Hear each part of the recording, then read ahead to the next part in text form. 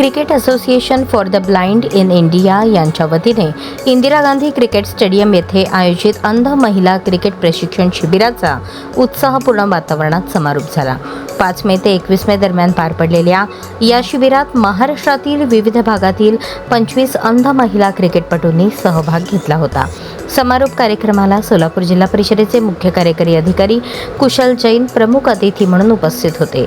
यावेळी त्यांनी सहभागी खेळाडूंच्या जिद्द, आत्मविश्वास आणि क्रीडाप्रेमाचे कौतुक करत त्यांच्या उज्ज्वल भविष्यासाठी शुभेच्छा दिल्या. कार्यक्रमाचे विशेष आकर्षण म्हणजे T20 विश्वचषक विजेत्या अंध महिला क्रिकेट संघाच्या उपकर्णधार गंगा संभाजी कदम यांचा कुशल जैन यांच्या हस्ते करण्यात आलेला विशेष सत्कार.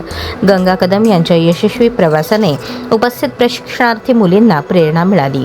यावेळी सोलापूर जिल्हा क्रिकेट असोसिएशनचे सचिव चंद्रकांत रेंबरसू, CABIच्या राजश्री रमावत, राजू शेळके तसेच प्रशिक्षक व मान्यवर उपस्थित होते. शिबिराच्या यशस्वी आयोजनाबद्दल सर्व स्तरातून समाधान व्यक्त करण्यात आले.